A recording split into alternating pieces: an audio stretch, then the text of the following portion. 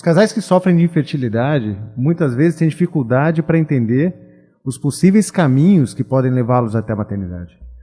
Seja através das buscas naturais, o impacto disso para quem sofre de infertilidade, até a busca pelos tratamentos, sejam tratamentos de reprodução assistida, sejam tratamentos com óvulos doados, ou até mesmo a adoção hoje em dia, é um tema que deve ser conversado de forma técnica, não apenas aquela conversa pessoal, que às vezes acaba parando no meio nos primeiros espinhos que a vida coloca, quando vai buscar efetivamente, mas sim com orientações práticas para que as pessoas consigam literalmente encontrar o caminho que possa levar até a maternidade.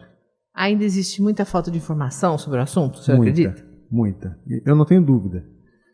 Essa é uma informação que eu não tenho a menor dúvida de que a falta de informação feita com qualidade e com conteúdo que mostre os caminhos é o que faz com que muitos casais parem no meio da sua jornada até encontrar o seu filho.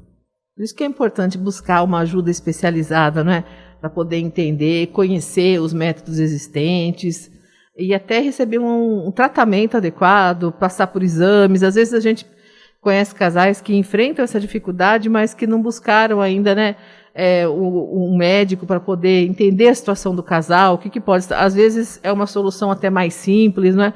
Importante buscar o atendimento médico. Essa é a conversa clichê que a gente tanto fala, né? Tudo que se envolve a saúde, sempre se fala, procure ajuda do médico, procure ajuda do médico, procure ajuda do médico. Esse discurso, ele é sempre válido para tudo que se refere à saúde. Mas nós sabemos que nem sempre esse é o caminho que se segue.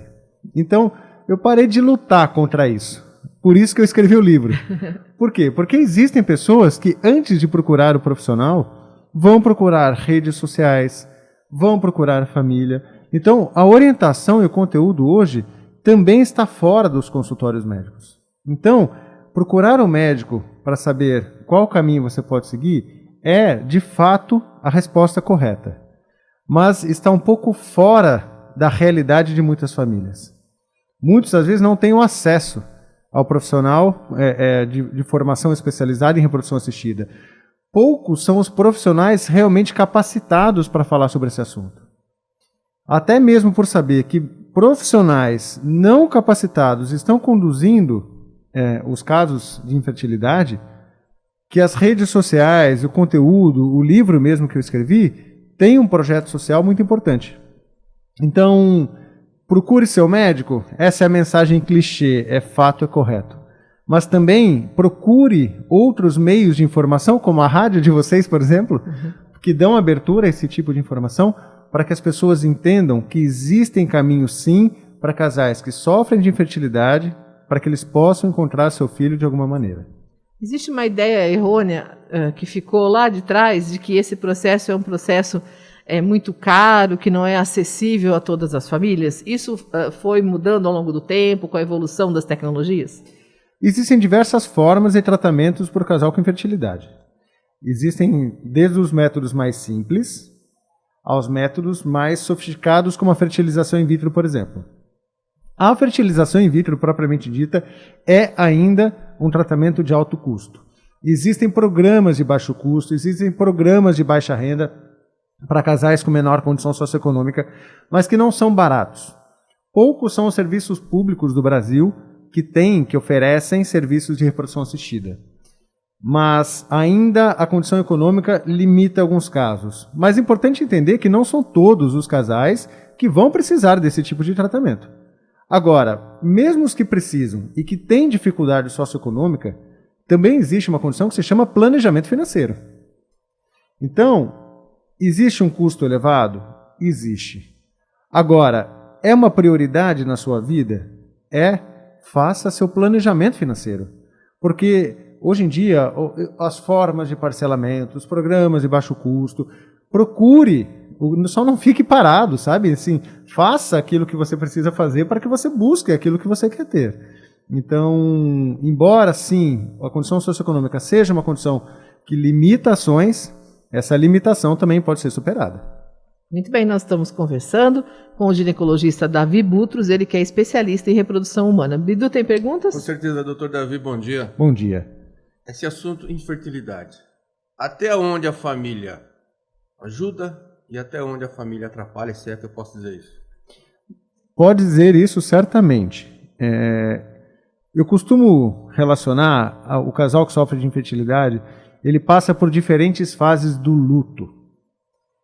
O sofrimento, a dor por não ter um filho, faz com que esse casal, por algum tempo, sinta a tristeza por isso, a dor, a raiva, inclusive, por não conseguir. E esses sentimentos iniciais faz com que, às vezes, quando vê aquela prima que engravidou, aquela cobrança familiar, por que vocês não têm filho ainda? Isso gera um sentimento muito difícil para esses casais. Mas também, da mesma forma como eu respondi, da parte médica, procure seu médico, essas são mensagens clichês. Eu entendo que hoje em dia o trabalho psicológico com um casal que sofre de infertilidade, ele é tão importante quanto o trabalho técnico. Então, a família, essa cobrança social pelo filho, ela vai continuar existindo invariavelmente. Eu já passei pela fase do discurso de que, olha, evitem falar coisas para casais que sofrem de infertilidade, mas esses casais muitas vezes estão fechados, as pessoas não sabem e a sociedade vai continuar sempre falando, olha, quando vai ter seu filho, por que não tem o filho ainda? E essa cobrança social que atrapalha. Mas esse trabalho, ele não pode ser feito apenas com a sociedade. O entendimento do próprio casal, de que esse é um sentimento de dor, que é um luto, que todo mundo passa por isso, também deve ser visto, cuidado, até que esse casal supere essa fase e chegue à fase de aceitação de que é um problema, para que possa entender que isso faz parte do processo e aí sim possa procurar ajuda da melhor maneira possível. Isso pode levar, se o casal não tiver um bom entendimento, pode levar até uma separação, o casal não querer mais a convivência junto. A relação conjugal é fundamental. Esse é um dos pilares da construção familiar, mesmo para aqueles que não têm dificuldade para conseguir engravidar. A parentalidade, de uma forma geral, ela vai colocar o casal em teste.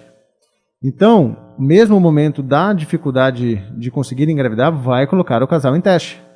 Vai colocar a relação conjugal em teste. Então, se não há uma harmonia entre o casal, se não há um companheirismo, uma parceria, e o que eu costumo falar de um bom acordo entre o casal, porque nem sempre a opinião é a mesma entre marido e mulher.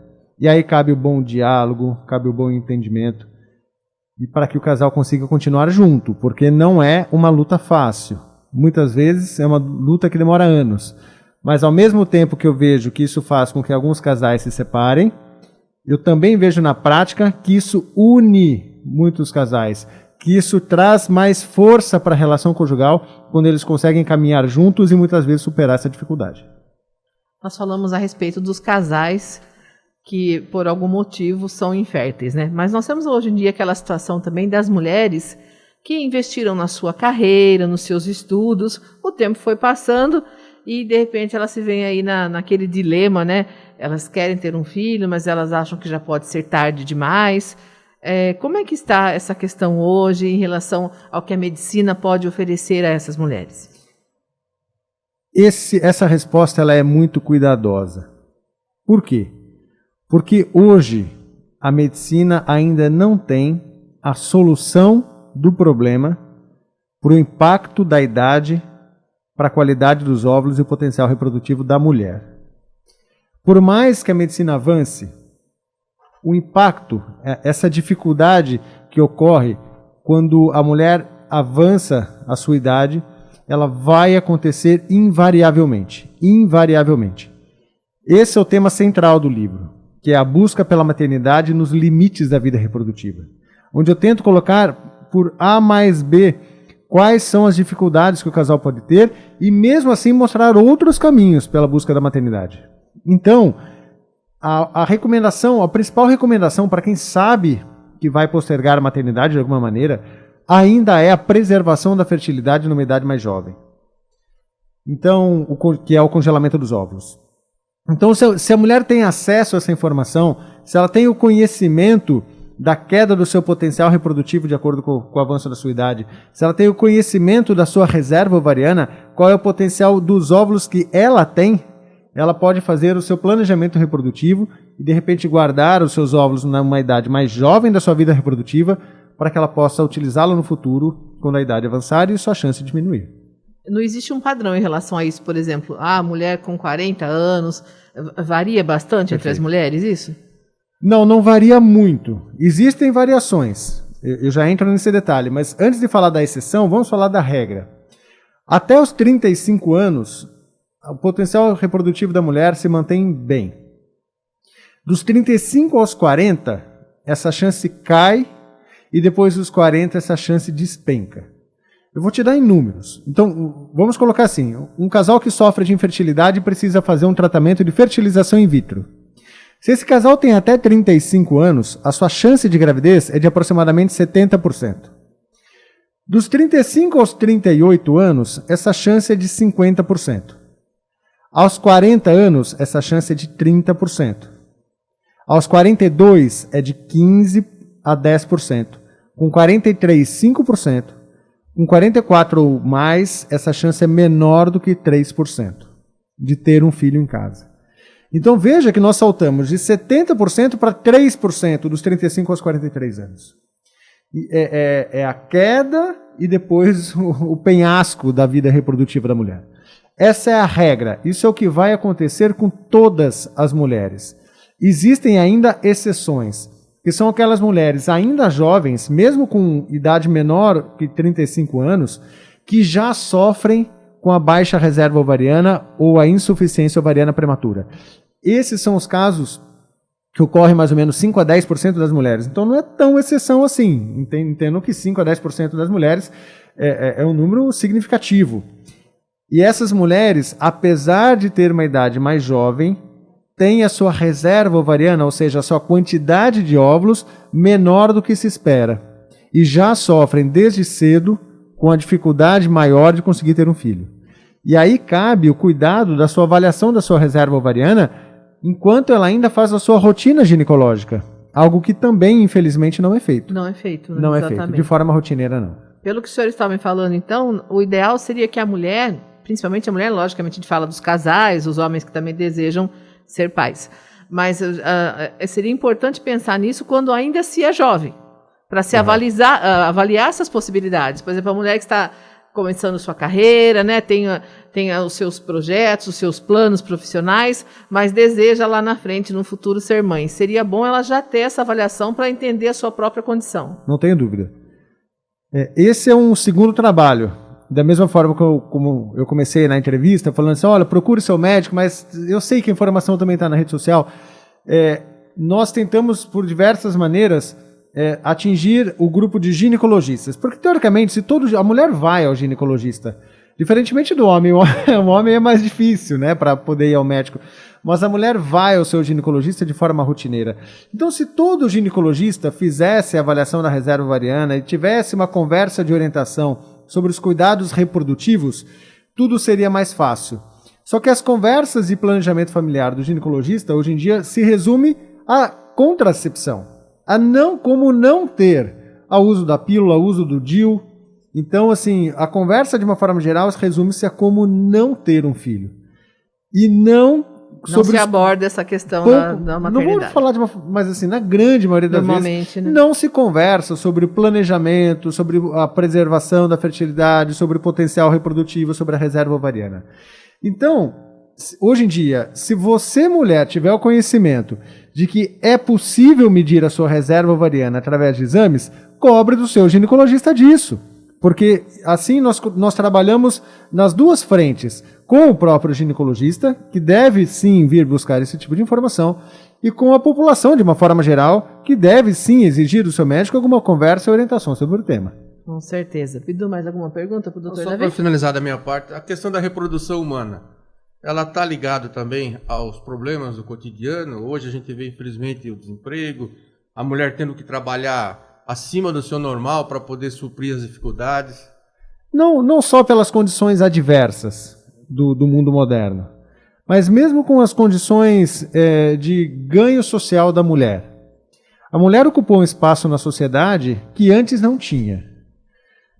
Hoje, muitas mulheres são aquelas que garantem a renda do lar, são mulheres que almejam subir socialmente e subir o seu nível profissional dentro da empresa ou do grupo com que trabalha, que querem ter a sua formação, pós-graduação e seguir num nível de ensino superior. E isso faz com que o tempo seja necessário. A vida social da mulher hoje em dia também mudou. As mulheres também querem sair, se divertir com as amigas e ter essa vida social que está um pouco distante da maternidade. Mas ocorre um momento em que eu chamo que ocorre o despertar precoce da maternidade. O desejo por ter um filho em algum momento aparece. E por conta dessa evolução social, esse desejo reprodutivo, esse despertar precoce ocorre numa idade mais avançada. E aí ocorrem os problemas, aí ocorre que muitas delas não vão conseguir porque a idade passou. E as dificuldades que descrevemos há pouco vão surgir. Então não só os problemas sociais, mas os ganhos sociais, na minha opinião, são aqueles que mais afastaram as mulheres da maternidade. A conversa sobre ser mãe não é aquilo que nós vemos no mundo social hoje em dia. Hoje em dia, assim, é o crescimento, o empoderamento feminino e não necessariamente a busca pela maternidade propriamente dita. O livro do Dr. Davi pode ser a porta de entrada para se tratar desse assunto, para se abordar esse assunto, né? Correto. Acho que é importante essa abordagem que o senhor faz da questão da maternidade, da paternidade, não somente do ponto de vista da medicina, como também do impacto disso na vida das pessoas, né? É como o senhor falou, chega um momento em que a pessoa, logicamente que ninguém é obrigado a ser, né, a ser pai, a ser mãe, mas chega um momento que muitos desejam isso. Então, acho que pode ser uma primeira abordagem sobre o assunto, buscar o livro e conhecer mais um pouquinho sobre isso, né, como os tratamentos foram evoluindo, o que existe hoje, o que é possível se fazer hoje. Essa venda do livro, ela acontece pela internet? Como que funciona? Ela é feita no site do livro, www.sentidosdavida.com.br. Então, www.sentidosdavida.com.br, e o livro pode ser visto lá e feita a compra para quem deseja ter e encontrar novos sentidos rumo à maternidade. Jornal está em tudo, porque a informação está em todo lugar. Jornal está em tudo.